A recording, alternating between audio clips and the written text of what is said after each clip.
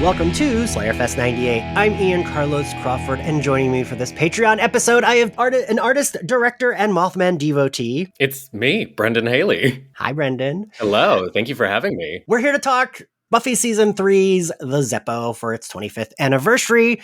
But before we get into the episode, Brendan, do you want to go first and give us your Buffy origin? Oh, I'm shivering with anticipation. Yes. I'm very late to the game. I actually I made a pact with my friend in 2017. We did sort of like a Julie and Julia situation where like we made a pact to watch through the entire season or the entire show throughout that year. And like before that, I obviously knew of Buffy. I'd grown up with that sort of being in the pop culture zeitgeist, but this was the occasion where I sat down and really invested myself in the series and the characters and the narratives. And I've not rewatched the entire series since. So it's been fun popping in for select episodes here and there with friends or for Slayerfest, because I haven't seen it in a number of years, and it's a completely different experience now for me than it was before. Yes, that is the thing I do love about this show. I do feel like, depending on where I am in life, how depressed or not depressed I am, like I can appreciate different episodes differently than I had like previously watching them. Absolutely. And I feel like I talk about this a lot with people because Buffy has, with my art and my art brand, I do a lot of Buffy pieces, and people that they tend to be the most popular. People are very, give a lot of praise to those pieces. So I get asked a lot if I have rewatched the show or if there is a favorite episode. And it's so hard for me because it's basically the one show that I was so deeply invested in with those characters that it almost hurts to go back and like watch knowing what happens later down the line to this character, or, you know. Yeah, I feel like that's like the beauty of the show too, is like, oh, exactly. Fuck, now this scene is so much sadder because I know this character dies later on or something like that. But yeah, even this opening is a little different. Like we open on like them fighting the like Sisterhood of the I forget how they even say it, but like when Willow's doing the spell with the clouds, like later on we see her doing more spells like that, but I feel like this is kind of, especially for season 3, like I forgot that we had her doing a spell like this, like in battle, like helping them fight, because she didn't do it that much in the like early seasons, I feel like. So like even that made it like kind of different. Faith is like in the like mix, which I do wish we had gotten more episodes in season 3 of like her just part of the gang, like fighting with them rather than like becoming like the one they all kind of hate. But yeah, no, I even thought this opening was like cute and fun. I thought, again, like it's that dynamic of having Xander constantly be the not the pushover, but like the butt of the joke is always going to entertain me, because again, he's not my chosen character. And also shout out to Faith. She's the best character on the entire series. But yeah, I love that it's, I'm a big fan of side characters, and not necessarily that Xander is a side character. He's definitely main, but I love that we get the chance to explore different perspectives that are not the titular protagonist. And I think it's just fun to see Xander become constantly shit on throughout the episode. So Giles then suggests that maybe Xander stay home from now on after they've defeated the demon, because he's like under rubble. And that is kind of like almost the running gag of the episode. Like anytime he encounters one of them, he's like, can I help? And they're like, no, I gotta go get Buffy, but like, be safe. See ya. And I kind of like that running gag of, no, everyone wants you to stay home. Like no one wants to like worry about you or have you here. But yeah, so then the credits roll. Post credits, we see Xander playing football or trying to. He bumps into the bully Jack, threatens him.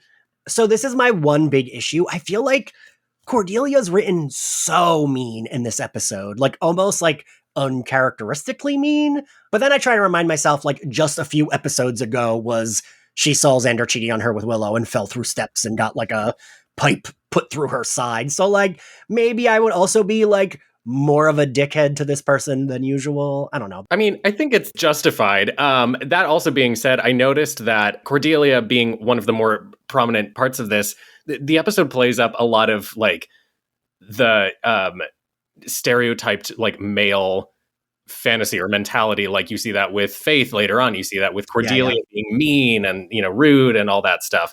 So I actually think it's more humorous than anything else, but she's also justified. She just got cheated on. Yeah, and I do like her line of all the humiliations you've had, I've witnessed. That was the latest. Like she's not even like that was the worst. She's just like, yeah, I just watch you get humiliated fucking again, you dummy. I love the part where she turns and she walks away and she's like, that was so much more fun than I was expecting. Yeah.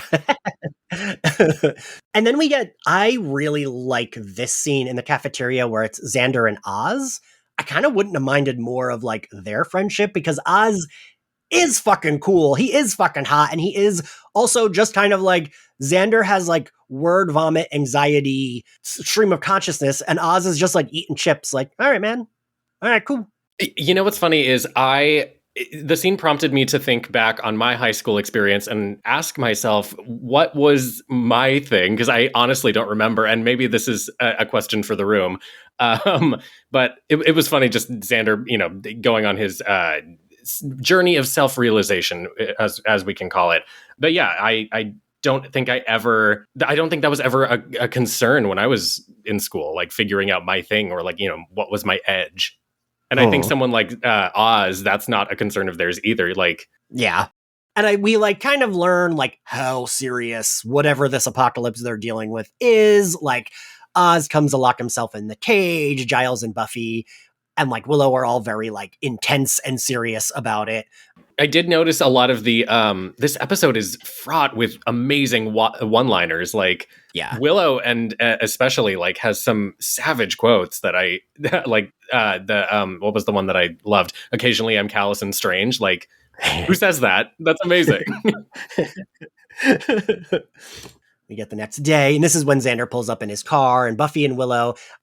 Speaking of Willow lines, I do like when they're talking about the Hellmouth demon, and she's like, any dream that is not involved in school or like public nudity is about that monster. And then is like, but one time I had a dream that monster attacked me while I was naked and late for a test. Because I feel like those are the type of like dreams my anxious brain would have when I was in school. Since I started teaching, I've been having those kind of like anxious dreams again about school, but it's like, instead of taking a test, it's like, oh, I forgot I'm supposed to be giving a test. And somehow I'm on my pajamas or my underwear, like, on campus, like, oh, I'm late, but I also have to get dressed. How did this fucking happen? Because that is the anxious brain of a nerd. But so, Xander's like, we'll do it together. I'll help. And then we cut to the espresso pump and he's getting donuts and Cordelia is there. And I'm like, what fucking time is it? Because they were walking into school. So like, arguably school has started or is starting, but like Xander leaves to get donuts. And like, okay, if like he's ditching class, sure. But like Cordelia's also there. So I'm like, why is she there? But it doesn't really matter. It's just something I always notice is like, if you think about the time in Sunnydale, it's like, what fucking time is it? Because that infamous Southern California, we have 11 Z's tea time, the whole monologue from Lord of the Rings. It is like broad daylight. And then we cut to the Bronze at night. And I like that it's like this hot woman that hit on him, but then we end up like, oh, he doesn't really like her because she just is talking about cars. Like, I don't know. I feel like, I mean, maybe not, but like, I feel like I've definitely like gone on dates where it's like, oh yeah, like, I'm like into this person. And then we're like talking and I'm like, God, this person fucking sucks. Like, and yet that's still better than being on a date with someone where they don't talk at all. Like that is the worst. Like I would take cars any day. I would take sports. I would take cars, all the things that I don't really talk about or think about. I would take that over silence. But yeah, so Xander and the girl go to leave, and he crashes into a car that has our bully from earlier in it, who then fucking brings out a knife, and I feel like everyone is very like, I guess because it's Sunnydale, it's like, oh yeah, someone's got a big knife, whatever. Like, no one another penis metaphor. Yeah. But yes, so Brendan, do we know, how does he endear himself to this bully? Well, here's the thing. He kind of shows belly and he's just like, let's, I'll follow you around and do all sorts of stuff. I am of the opinion that there's a lot of potential queer, subtext going on here. I believe this feels like an episode where O'Toole and Xander would have been written as like potential romantic entanglement leads, for this episode. It read that way to me, especially their weird dynamic of Xander sort of being like, yeah, I'll be your sub. Yeah, right? Yeah. Like, even, like, I mean, like you said, the knife is kind of a penis metaphor. And even that, I was like, why is this kind of sexy? Like, I was like, are they gonna fuck? Like, because we all know that Xander has a thing for the undead and demons. Like, it makes sense. And, you know, the guy is kind of hot, so, like, I get it. But so Xander covers for him when the cop shows up, and then suddenly the guy is like, cool, we're gonna drive in your car, and, like, even tells Xander the car he hit wasn't his car. Yeah, I don't know. I like that it's that quick where he's just like, yeah, we're gonna go with you, and Xander's like, okay. And it's because Xander wants to be, like, part of a group so badly. So it's like, oh, this guy that threatened my life twice today, yeah, I'll hang out with him, sure. But I also could see myself like, oh, I fucking hate this person, but like, I don't know how to say no. So sure, I'm gonna drive this like criminal around to raise his dead friends. Yes. So yes, we where the hell are we? Oh, we cut to the cemetery because they are in fact raising the dead, which are the boys that Jack said they needed to go get. Our date runs off once she sees the zombie actually raised from the ground. And I like that Xander says, are all your friends dead? Because they do. And the answer to that is yes, because they raised 2 more zombies. And we cut to the Scoobies, and Giles was talking to, like, it was kind of like a, like, ethereal cloud that he was talking to, right? He was trying to get more jellies. He was trying to get more jelly donuts. Then we cut to Willie's, and he's been beaten up, and like he's being all serious. Buffy's there at like his bar, and he's like, oh, if I were you, I'd go find Angel and figure out what you're gonna do for your last night on Earth. Again, I'm like, ooh, I do want to see this plot though. Like, I want to see what the fuck the apocalypse is. And, you know, he's like, what you want to do on your last night on Earth? We cut to the zombies having a great time in Xander's car. They say they want Taco Bell to bake a cake and girls, which the cake part is important for later. But not the Taco Bell. Which I never noticed that they said Taco Bell. I will say that had me think, I watched it like before we recorded, and I was like, do I want Taco Bell for dinner? I think I do. So here's where it gets cosmic for me. I have not had Taco Bell in at least a decade. I had it literally last night before recording the episode because someone bought it for me. Nice. So the fact that it's in the episode and mentioned, I was like, this has to happen. This is all, like, there's a plan. I did laugh at him saying, I'm not dying to be in the gang, if you get the pun there. I did. You know, I'll give it to him. It got me. I do like what he says. You've had your fun, but you forgot one thing. And then he just fucking runs away and like circles back to the car and leaves.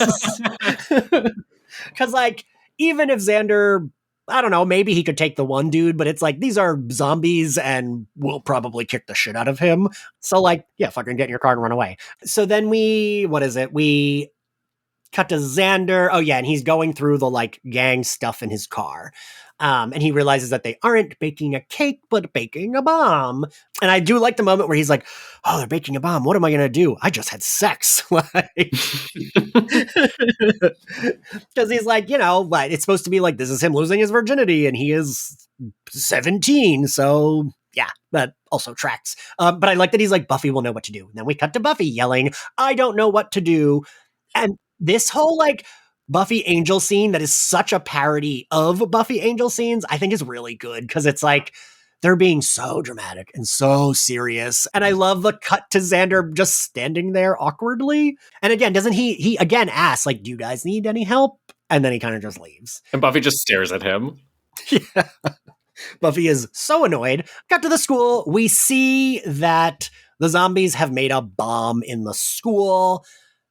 Then we cut to them outside and Xander's driving by them, which like, okay, sure. And I like the scene of him gripping up the zombie with the car.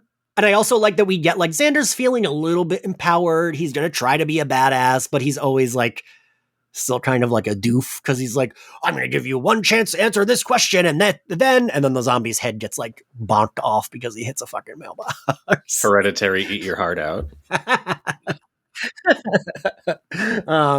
And then he finds the bomb. Him and Jack have their fight. I think the monologue's great. I actually think that it speaks a lot to his growth in the episode, but also just finally taking on that mantle that Buffy has, that Willow has, that Giles has. It's sort of us as the last line of defense, and like if we are collateral, then so be it. Like the world is more important. Yeah, that's true. But yeah, I do like that, like, he does call the dude's bluff. The dude disconnects the bomb. Then the dude gets undercut, right? Because Jack is like, oh, next time I see you. And then he opens the door and Oz fucking kills him, which I like. Deus Ex Machina! I want to end every movie that I make from this point on. I'm going to end with that. Just a werewolf through the wall. Yeah, and then we cut to the end, and even I do really like that even this end, it's like the four Scoobies are being like fucking hella dramatic, and they're like, oh, I'll never forget that face I saw, and blah, blah, blah, and Angel was out for a few minutes, and I was so scared, and I mean, they went through like clearly something terrible, but I like that they were still like keeping the beat of like, look how dramatic they are. But I appreciate that Xander is like, all right, yeah, that's cool. I'm like, he's kind of confident that like he had his shit and they had theirs, and like, that's fine. And then he even still is like, does anyone want snacks? And I do like Oz saying, I'm like oddly full because he fucking ate a zombie. Which also I'm like, what a werewolf, wouldn't they have, like, isn't that like a monster thing where they're like, other monsters taste bad? But I try not to think about the mechanics of that, because then like what is the reality of Oz having to like get rid of a body after he's eaten it, Yeah. I don't want to think about that. It's a parallel to the Taco Bell conversation. We don't want, the fantasy is like eating the Taco Bell and forgetting what happens afterwards. That's the fantasy of Taco Bell. Then Cordy is like kind of accosting him, and he just smiles and walks away, and she's kind of like, what's going on? Because she can't stand him, but they're like, I don't know. They're not, he doesn't hate her. And I feel like after this, they get a little bit more cool. And like, and then when he buys her the prom dress, that's like his big apology. And she clearly is like, sure, fine, forgives him. And I like that. I like that it leads to that, because I do like Cordy better as like, even if she's like annoyed or begrudgingly, I like her part of the Scooby Gang better than like this person who just kind of like says mean things at the group. Even if, like we said, it is understandable she got fucking cheated on and fell through a staircase and stabbed by accident. So, but I like her as part of the gang that's like, doesn't love them, but like is like, yeah, I'll fucking help. Like I always appreciate that character. All right, I got some trivia for this episode. So the Zeppo is a reference to Zeppo Marx from the Marx Brothers, long considered the most unexceptional member of the act. I also feel like I'm like, I know the Marx Brothers were a thing, but like, I don't fucking know. Cordy has a great sense of taste then, if she's like going home after school and watching Marx Brothers shorts. Like, that's amazing. I want to hang out with her. I already did, but like... Listen, show off. Also, there's a weird, like, blooper, whatever you want to call it, when they're in the cafeteria before we cut to Oz and Xander talking. They pan up from the food, and they're using a scene from, and I looked it up, it's I Only Have Eyes for You, because when they pan up from the food, you see Willow, Xander, and Buffy sitting at the nearest cafeteria table, and they're in different outfits, like the outfits they wore in that season 2 episode, which is weird. The episode is the third episode at this point that the Scoobies face a direct apocalypse. The demon that comes out of the Hellmouth is the last time we see the same demon that came out of the Hellmouth in Prophecy Girl. Giles is reluctant to involve Willow in dangerous magic, which we know becomes a theme. And I think that's all the trivia I got for this episode. So what was your favorite outfit of the episode? Oh, well, this is a perfect transition, because Willow, my girl, is sporting like proper Fleetwood Mac lederhosen or something in the opening scene, and I'm here for it. It is fabulous. It has like a lot of original early thousands Starbucks tones to it. I'm really into it. It feels like a nice coffee lounge, but as a person. Honorable mention, Buffy's fur coat. That fur coat, I did know that feels like out of character, but I liked it. Like, I thought it looked cute on her, but it feels like something Buffy wouldn't have worn. I don't know. I am predictable, and in the opening, Faith is wearing a black leather jacket, black leather pants, and like this bright red top, and she looks so hot. And I always say, like, Faith and Oz are who I still try to dress like, even at 40. So yeah, that's an outfit that would be like, ooh, I would want to like make that outfit for me. I actually could put together that outfit. So yeah, that was my favorite. Favorite scene. I am so in love with that scene. The prime soap opera scene between Buffy and Angel where Xander stumbles in, interrupting their moment. Like, it's such brilliant parody of the typical Buffy Angel dynamic. And then to have, I mean, that's what I love about the show. I love that they have the ability to make fun of themselves and be self-aware. And it's just the perfect moment that encapsulates that whole sentimentality. I don't know. Yeah, no, Brendan, that is also my favorite scene because it does such a good job of parodying like an Angel Buffy scene, but it still doesn't feel like that far from an actual Angel Buffy scene, right? Yeah, yeah. What grade do we give this episode, Brendan? Oh God, what if we're going off of the alphabet? I would give it a solid B minus. All right, yeah, I think I give it a flat. You know what? B minus. Yeah, B minus. I was gonna do flat C, but I think B minus because, yeah, I don't know what it is, but this watch, like, I liked this episode more than I have liked it. Thank you all for listening. Brendan, tell everyone where they can find you and your things. Oh God, you can find me, my art, my films, all of that jazz on Instagram. Brendan Haley is my on Twitter. I go by Brendo Hales. I have a new movie, a Bram Stoker movie coming out in next year, right after the New Year. So keep an eye out for House of Ka. And yeah, that's me. Brendan and his partner Michael have new movies coming out like every other fucking week. Like I'm always, I feel like I can never keep up. Like y'all are always posting about like, oh, I wrote this thing. Oh, I wrote like whether it's like a Lifetime movie or like an indie horror movie, y'all always have like content coming out and it's fucking impressive. I appreciate that. The illusion is we try and keep up the illusion because on our end it's like this movie had started 2 years ago, so I'm just happy it's coming out. That's fair. All right. Well, yeah, we will see you next time. Bye.